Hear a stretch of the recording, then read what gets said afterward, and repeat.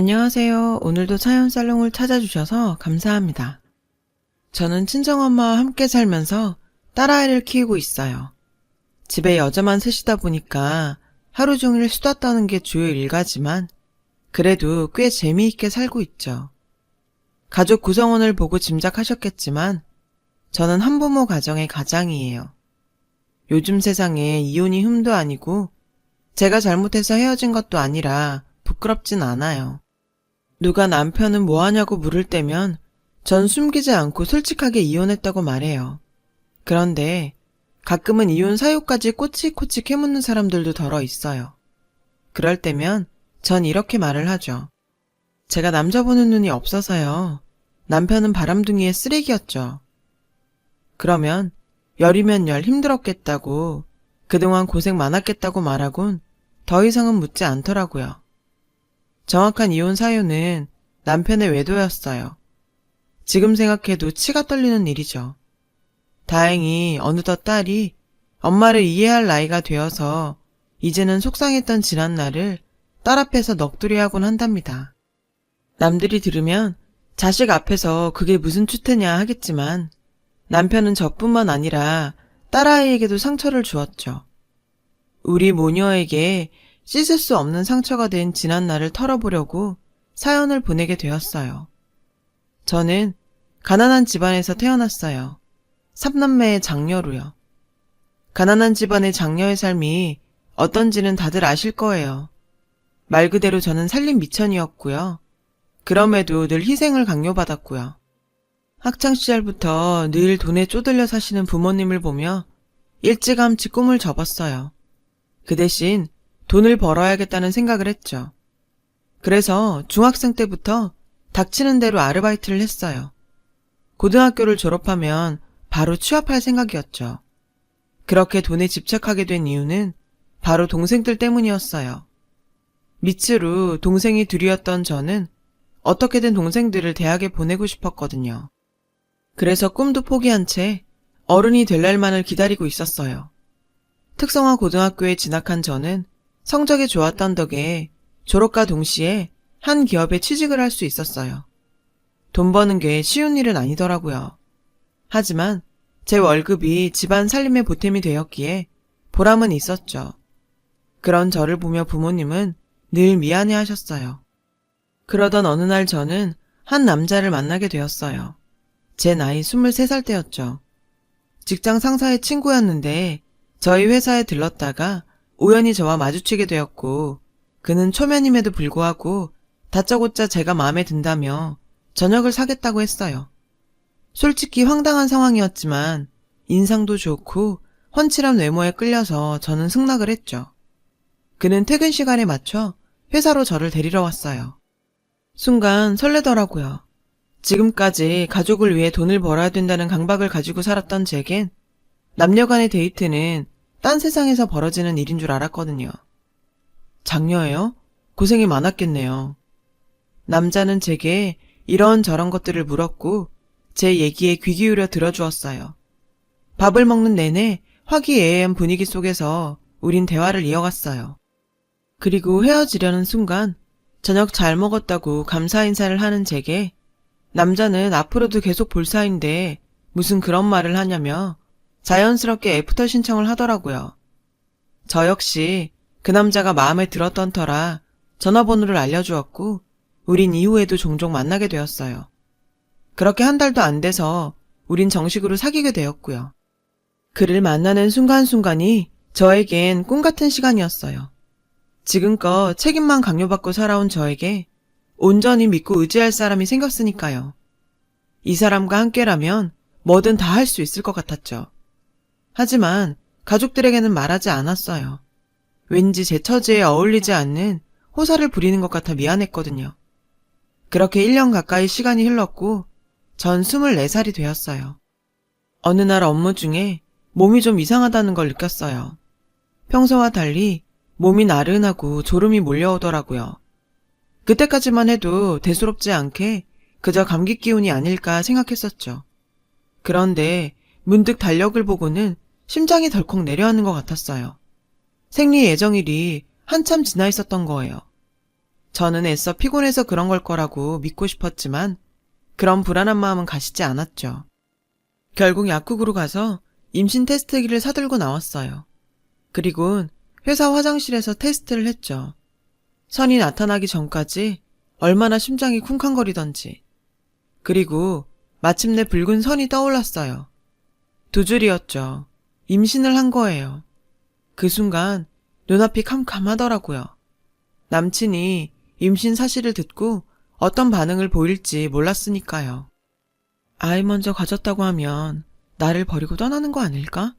그 사람도 아직 20대 후반인데 앞길이 창창한 사람이 나와 아이를 책임지려고 하겠어? 머릿속엔 갖가지 생각들로 가득했어요. 하지만 언제까지고 숨길 수만은 없는 노릇이었기에 결국 얘기하기로 마음을 정했죠. 퇴근을 하자마자 그에게 전화를 해 만나자고 했어요. 알겠다고 하더군요. 카페에서 남친을 기다리는 내내 얼마나 떨렸는지 몰라요. 마침내 그가 나타났고 평소와 다름없는 모습이었죠. 저는 망설이다가 테스터기를 꺼냈어요. 나 임신했어.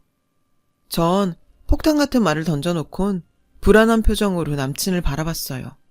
그런데 정말? 잘됐다. 나 늘 생각했었어. 너랑 결혼해서 가정 꾸리고 싶다고.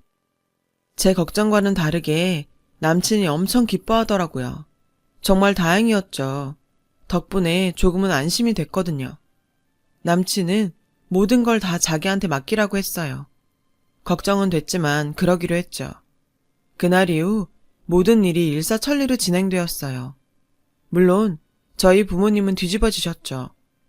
큰딸이 남자 만나는 것도 몰랐는데 애까지 가져선 결혼한다니. 당연히 기절초풍할 일이었죠. 남친은 그런 저희 부모님께 저와 아이를 책임지고 행복하게 하겠다며 결혼을 허락해달라고 부탁드렸어요. 진심 어린 모습에 부모님은 결국 허락해 주셨어요. 얼마 뒤 저도 남친 집으로 인사를 갔어요. 남친한테는 위로 형이 한 명 있는데요. 회사 일로 바빠서 만나지는 못했어요. 예비 시부모님만 만나뵐 수 있었죠. 저희 임신 소식을 이미 들으신 터라 최대한 조심스럽게 대해주시는 것 같더라고요. 들어보니 집안 형편이 넉넉치 않은 것 같더구나. 그래서 말인데 예단이나 예물은 하지 않았으면 한다. 솔직히 전 어머님 말씀에 한시름 놓을 수 있었어요. 내심 돈 걱정을 하고 있었거든요. 아무래도 부모님 도움 없이 제 손으로 해가야 했으니까요. 임신 탓에 결혼은 빠르게 진행되었어요. 스드메는 남친이 준비해준 대로 했고 신혼집을 구할 시간이 없어서 당분간 시댁에서 살기로 했어요. 아기 태어나면 그때 분가하기로 했죠. 솔직히 저는 시집살이에 대해 불만을 얘기할 상황은 아니었어요. 이 결혼에서 제가 한 게 아무것도 없었으니까요. 배가 불러오기 전 결혼식을 치렀습니다. 결혼식은 꽤나 크게 치렀어요. 아버님의 사업 덕에 많은 손님들이 오셨어요. 그래도 난데없이 24살밖에 안 된 딸을 시집 보내게 된 부모님 얼굴에 기쁨보다는 걱정이 더 많이 보였죠. 반면에 저는 살짝 들떠 있었어요. 부모님과 동생들한테는 미안하지만 어깨에 짊어지고 있던 짐을 내려놓은 것처럼 시원하기도 했죠. 더 이상 내가 책임지는 입장이 아닌 누군가의 보호를 받는 입장이 되었다고 생각하니 가슴을 누르던 돌이 빠져나간 것 같았거든요. 든든한 남편, 예쁜 아기와 함께 행복한 가정을 꾸리고 살 거라고 생각했어요. 신혼여행에서 돌아온 우리 부부는 바로 시댁에 들어가 신혼생활을 시작했어요. 그리곤 태교를 위해 회사에 휴가를 신청하려고 했죠. 남편이 먼저 권한 일이었어요. 지금 생각하면 그때 무슨 생각으로 그랬을까 싶기도 합니다. 저를 위한 일은 아니었을 것 같아서요. 여튼 그 얘기를 들으신 시어머니께서 펄쩍 뛰시더라고요. 아니, 너 지금 내 아들만 일 시키고 너는 놀려고 그러니? 머리가 있으면 생각 좀 해봐라. 너 네 남편이 시아버지 회사서 근무하는 거 아니 모르니? 우리 집 며느리가 지 남편은 일 시키고 저는 집에서 논다고 회사에 소문이라도 나면 어쩌려고 그래? 제발 생각을 좀 하고 살아라. 사실 시아버지께서 사업을 하셔서 남편이 그곳에서 일을 하고 있거든요. 아무래도 회사 오너 집안이다 보니 남의 눈 신경 쓰는 거야 이해는 해요. 하지만 저도 임신한 마당에 마냥 힘들게 일을 할 수는 없을 것 같더라고요. 어머님, 제가 부쩍 몸도 무거워졌고 업무가 많아서 힘에 부쳐서요. 저라고 언제까지고 놀 생각은 없어요. 아기 낳으면 당연히 복직할 거예요. 그러니까 지금은 휴직하게 해주세요. 아니, 그게 무슨 소리야? 애 태어나면 집에서 육아를 해야지. 그러니까 지금 끝까지 바짝 벌어놓으라는 얘기다. 그때 가서 편하게 살림하며 애 보면 될 것 아니니? 어머님은 완고하셨어요. 사실 결혼 후에도 제가 계속 일을 했던 건 친정에 생활비를 대줘야 했기 때문이었어요. 남편도 알고 있었어요. 그래서 짐이 되기 싫어서 제가 벌어 제가 친정을 도왔어요. 하지만 최근에 여동생이 미용사로 취직을 해서 돈을 벌고 있는 데다 남동생도 전문대를 졸업하고 취업을 앞두고 있어서 더 이상 그럴 필요가 없게 되었어요. 그래서 임신하고 힘들 때 좀 쉬다가 다시 복직할 계획을 세운 거였고요. 하지만 시집 올 때 들고 온 것 하나도 없는 저로서는 눈치가 보여 어머님 말씀을 거스를 수가 없었어요. 남편은 애 낳으면 바로 분가할 테니 그때까지 조금만 참으라고 하더군요. 그래서 저는 당분간 일을 계속하기로 했어요. 그런데 일이 생겼지 뭐예요. 제가 회사에서 과로로 쓰러진 거예요. 다행히 태아한테는 이상이 없었지만 그 일로 저는 겁을 먹게 됐죠. 그래서 일단 회사에 휴가를 내고 얼마 뒤 어머님께 솔직히 말씀드렸어요. 그러자 어머님께서 이러시더군요. 몸 관리를 그렇게 못해서 어디 건강한 아들 낳겠니? 잘하는 짓이다. 저는 그런 어머님 눈치를 보면서 서름을 삼켜야 했어요.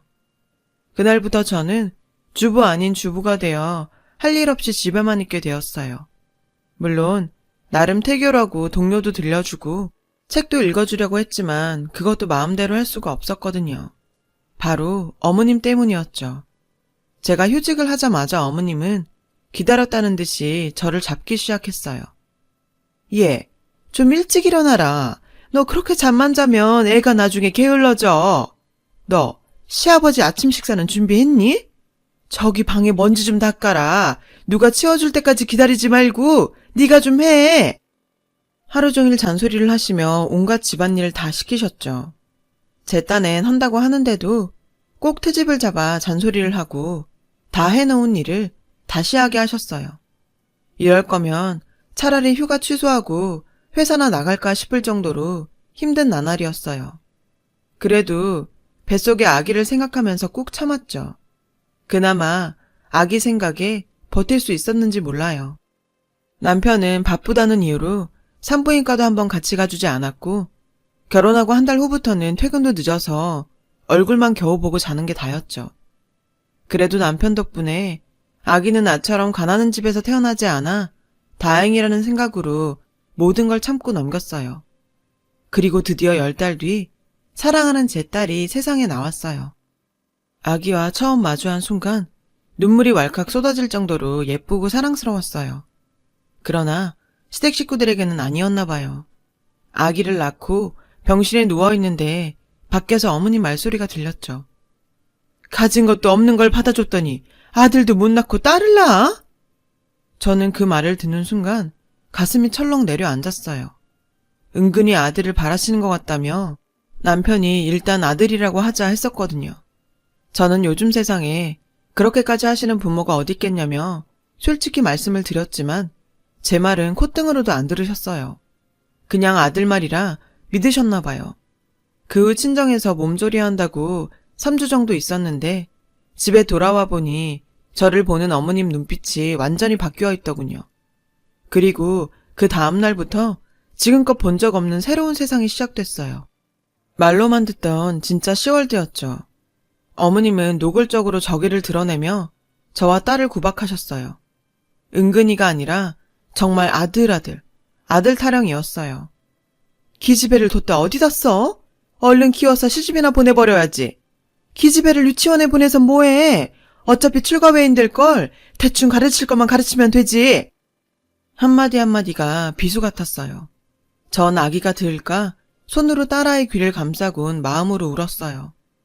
그렇게 눈물을 삼키는 날들이 늘어갔고 분가하는 날을 기다리며 버텨갔어요. 하지만 생각지 못한 불행이 닥쳤어요. 바로 남편과 이혼하게 된 것이죠. 사유는 앞에서 밝혔다시피 남편의 외도였어요. 하지만 저를 더욱 비참하게 만든 건 남편의 외도가 아니었어요. 어느 날 어머님은 외출을 하시고 딸아이와 둘이 집을 지키고 있는데 누가 초인종을 누르더라고요. 보니까 고급스럽고 화려한 옷차림의 여자였어요.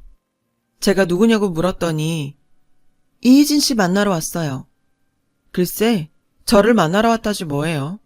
그 말에 전 문을 열어주었어요. 그랬더니 그 여자는 당당하게 집 안으로 들어와선 턱하니 거실 소파에 앉더라고요. 나 그쪽 남편이랑 만나는 사이예요. 저는 그게 무슨 말이냐고 물었고 그 여자는 친절하게도 차근차근 설명을 해주더라고요. 잘 들어요. 매도 먼저 맞는 게 낫다 싶어서 내가 먼저 온 거니까. 나 그쪽 남편이랑 만난 지 1년 다 되어가요. 당신 남편이 결혼하자고 프로포즈까지 한 상태고요. 물론 유부남인 거 알고 시작했어요. 그 사람이 그러더라고요. 부인이랑은 곧 이혼할 거니까 자기랑 결혼하자고. 이런 얘기 남편한테 듣는 것보단 나한테 듣는 게 낫지 않아요? 손이 부들부들 떨리고 심장에 요동을 쳤어요. 참으려고 해도 나도 모르게 눈물이 흘렀죠. 나는 집에서 어머님의 그 모진 폭언을 견디며 아기와 버티고 있었는데 이 인간은 제가 임신했을 때부터 이미 다른 여자랑 놀아나고 있었던 거예요. 무엇보다 화가 나는 건 내 앞에 앉은 상간녀가 어이없게도 날 가엾다는 듯 바라보고 있다는 거였죠. 그날 밤 퇴근하고 돌아온 남편을 붙잡고 추궁했어요. 남편은 당황한 기색이었지만 이내 순순히 인정을 하더군요. 그리곤 작정한 듯 떠들었어요. 위자료라면 섭섭치 않게 챙겨줄게. 그러니까 이혼해주라. 애도 내가 잘 키울 테니 걱정 말고. 아이를 데려간다는 말에 전 꼭지가 확 돌았어요. 절대로 어머님 있는 집에 내 딸을 남겨놓을 순 없었거든요. 그건 절대 안 돼. 내 배 아파 낳은 내 딸이야. 누구 맘대로 당신이 키운대? 다른 건 몰라도 아이는 안 돼. 그러자 남편이 절 보고 한심하다는 표정을 지으며 그러더군요. 솔직히 네가 가진 게 뭐가 있어? 애 교육은 제대로 시킬 수 있을 것 같아? 그래, 우리 엄마가 손주 욕심 있는 거 나도 인정해. 그래도 여기 있으면 먹고 사는 거 걱정 안 해도 되잖아. 그리곤 절 위로한답시고 그러더군요.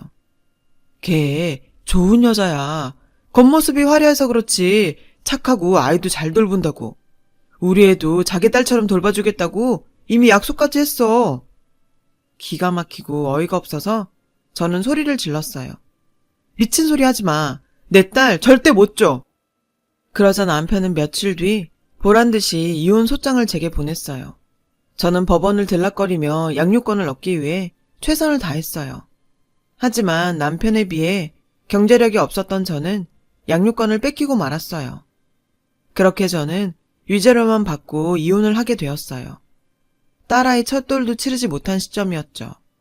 남편은 위로랍시고 아이는 정기적으로 볼 수 있게 해주겠다고 선심을 쓰더군요. 저는 그렇게 피눈물을 흘리며 친정으로 돌아왔어요. 친정 부모님은 저의 불행이 모두 당신들 탓이라며 자책을 하셨어요. 그 후로 남편은 약속대로 교섭일마다 딸아이를 보여주긴 했어요. 남편은 자기 세부인과 함께 치른 돌사진을 보여주더군요. 그런데 그날을 끝으로 남편에게선 더 이상 연락이 오지 않았어요. 전화번호를 바꿨는지 없는 번호로 나오더군요. 하는 수 없이 전 무작정 시댁으로 찾아갔어요. 이혼한 지 반년 만이었죠. 어머님은 여전히 절 못마땅한 눈빛으로 보시며 이러시더군요. 우리 아들 미국 갔다. 거기서 새아기랑 네 딸 데리고 살 거다. 그러니 더 이상 찾아올 것 없다. 하늘이 무너지는 것 같았어요. 왜요? 왜 제 딸을 저한테 말도 없이 자기들 멋대로 미국에 데려가요? 그런 일이 있으면 저한테 말은 해야죠. 당장 그 사람 전화번호 가르쳐 주세요. 고마운 줄도 모르고 어디서 큰 소리야. 니들 어차피 끝난 사이 아니니? 이참에 너도 정 떼고 새 인생 살라고 배려해주면 고맙습니다 하고 떨어질 일이지. 어디 와서 행패야? 어머님은 절 문 밖으로 쫓아내셨어요. 그리곤 다시는 문을 열어주지 않으셨죠. 집으로 돌아온 저는 엄마를 붙잡고 한참을 울었어요. 마음 같아선 당장 미국으로 쫓아가서 내 딸을 찾아오고 싶었지만 간다고 만날 수 있는 것도 아니어서 마음만 졸이며 남편한테 연락이 올 때까지 기다릴 뿐이었어요. 그렇게 전 한동안 알아 누웠어요. 뭘 먹으면 다 개워내고 몸도 마음도 황폐해진 저는 결국 삶의 의지마저 잃어갔어요. 그런 딸을 지켜볼 수밖에 없었던 저희 엄마는 눈물로 밤을 지새우셨죠. 그렇게 삶의 희망을 놓은 어느 날 일이 터졌어요. 저희 아빠가 시댁에 가서 손녀딸을 내놓으라고 난동을 부리신 거예요. 죽어가는 딸을 보며 참을 수 없었던 거죠. 시어머님은 그런 아빠를 고소했고 제 동생들은 시댁에 찾아가 손이 발휘되도록 빌어서 겨우 합의를 했어요. 그런 모습을 보고 전 마음을 다잡았어요. 가족까지 상처 입힐 수는 없으니까요. 죽어라 열심히 살아서 언젠가 내 딸을 꼭 찾겠다고 다짐했죠. 저는 다시 회사에 다니며 복귀를 하려다가 이혼 소문이 나는 바람에 눈치가 보여 그냥 사직을 했어요. 다행히 경력을 인정받아 새 직장을 구할 수 있었죠. 저는 야근도 마다 않고 열심히 일했어요. 틈틈이 영어 공부도 했고요. 제게 남은 딸아이의 흔적은 신생아 때 병원 팔찌를 차고 찍은 사진과 발도장이 찍힌 종이 한 장뿐이었어요. 전 그걸 보며 버티며 살아갔어요. 그렇게 8년이란 시간이 흘렀고 저는 회사에서 승진해서 안정적인 생활을 하게 되었죠. 덕분에 집안 형편도 나아졌고요. 두 동생들 역시 자리 잡아서 성실히 살고 있었고요. 하지만 모든 게 좋아진 건 아니었어요. 그 사이 아빠가 돌아가셨거든요. 간암이셨죠. 발견 당시 이미 많이 진행된 상태라 솔직히 치료가 무의미했어요. 아빠는 치료를 거부하셨고 집에서 생애 마지막 시간을 보내셨죠. 아빠는 마지막까지 제 걱정을 하셨어요. 애비로서 제게 해주신 게 없다시며 하늘나라에 가서라도 제 딸을 지켜주시겠다고 약속까지 하셨죠. 그러던 어느 토요일이었어요. 두 동생은 아침 일찍 출근을 했고 엄마는 친구 딸 결혼식에 가셔서 저 혼자 집을 지키고 있었죠. 그때 초인종이 울렸고 전 놀라서 아무 말도 할 수 없었어요. 문 앞에는 화장기 없이 초췌한 얼굴의 여자가 잠든 아이를 업고 서 있었어요. 전 남편의 상간녀였어요. 여자는 문이 열리자마자 저를 밀치고 집 안으로 들어와 문을 꼭 잠궜어요. 지금 뭐 하는 짓이에요? 제가 소리치자 여자는 소파에 잠든 아이를 내려놓고는 제게 말했어요. 도와줘요. 나 좀 숨겨줘요. 여기 당신 딸이에요. 내가 데려왔어요. 죽을 뻔한 걸 데려온 거라고요. 그 말에 저는 잠든 아이를 바라보았어요. 8살쯤 된 여자아이였죠. 제 딸이라는 걸 믿을 수가 없었어요. 상간녀가 데려왔으니 더더욱 그랬죠. 제가 믿지 못하자 여자가 그러더군요. 나는 당신한테는 불륜녀지만 그래도 한때는 그 남자를 정말 사랑했어요. 그 사람 아이까지 키울 수 있을 거라고 생각할 정도로요. 정말이에요. 당신한테서 딸을 뺏은 건 미안해요. 내가 못된 년이었어요. 그 사람뿐만 아니라 아이도 사랑할 수 있다고 생각했어요. 정말 그랬고요. 정성을 다해서 내 딸처럼 키웠어요. 내 아이도 가지지 않으면서까지요. 그런데 그 사람이 몇 년 전부터 절 때리기 시작했어요. 시아버님한테 자금을 받아 새 사업을 시작했는데 그게 잘 안 됐거든요.